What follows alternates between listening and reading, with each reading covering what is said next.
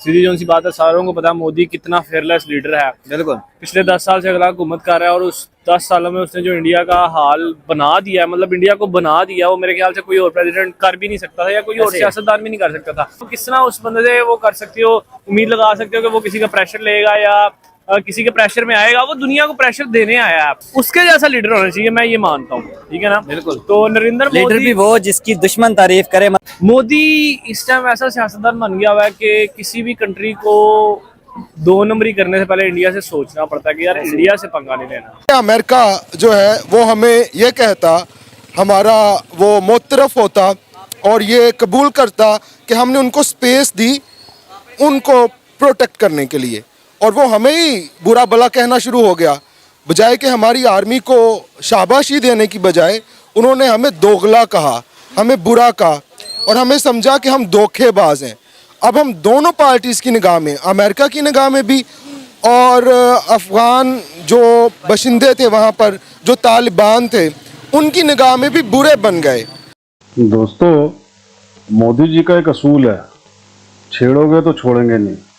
और आप जानते हैं आज मोदी जी इतने पावरफुल लीडर बन चुके हैं कि दुनिया की अच्छे अच्छे जितने भी लीडर हैं उनकी भी मोदी जी से फटती है, और ये हकीकत है।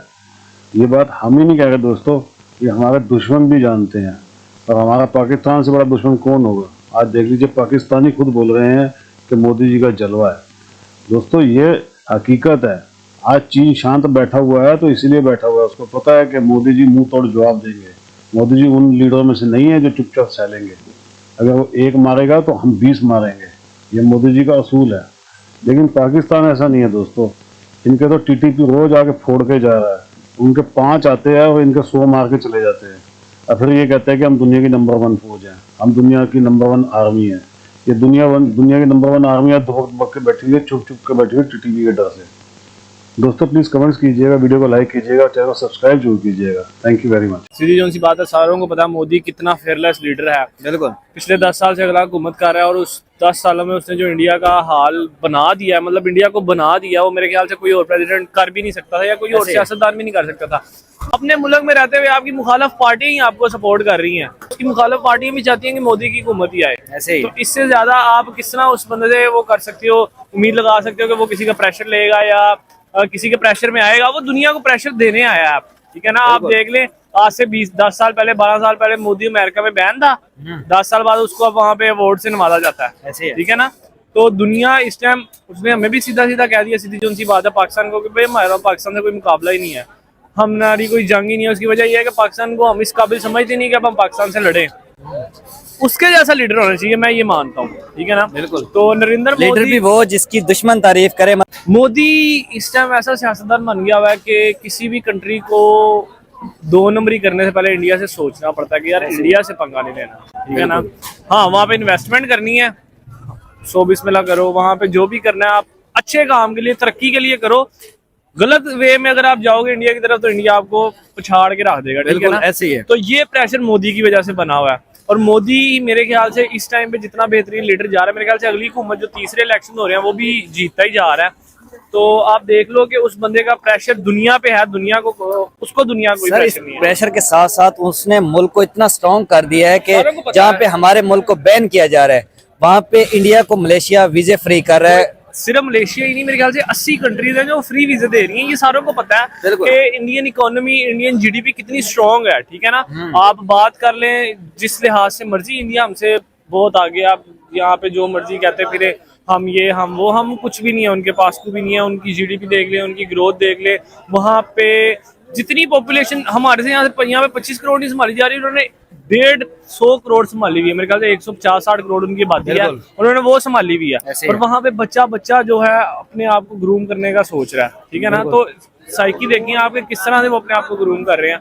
तो हम उनके साथ मुकाबला किस तरह से कर सकते हैं? बिल्कुल भी नहीं कर सकते, हमसे वो बहुत आगे हैं। सर, इसमें ये कहने में कोई मतलब दिक्कत नहीं होगी कि हमारे मुल्क में नरेंद्र मोदी जैसा लीडर होना चाहिए? होना चाहिए सर, होना चाहिए। उसकी जैसी सोच का बंदा होना।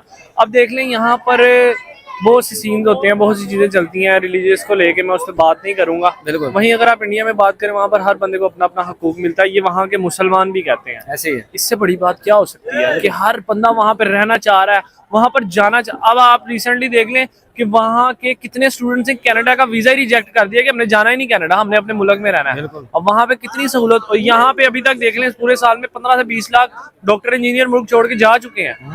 आप कंपैरिजन करें तो आप देखिए ना कि वो कितना आगे निकल गया और हम कितना रहेंगे, और इसका सारा क्रेडिट मैं मोदी को देता हूं। आज डेरा इस्माइल खान में एक अफसोसनाक वाकया पेश आया है। पाक आर्मी के बेस में एक दहशतगर्दाना हमला हुआ है, जिसके नतीजे में काफ़ी लोग जो है अपनी ज़िंदगी की बाजी हार गए हैं। क्या कहना चाहेंगे इस अफसोसनाक वाकये पर? हम सिर्फ मजम्मत ही करते हैं और बड़े सालों से करते आ रहे हैं कि कहाँ से आते हैं ये लोग। इतनी देर से हम अपने कोई 80,000 से ज़्यादा जो लोग हैं वो पिछले चंद सालों में शहीद हो चुके हैं।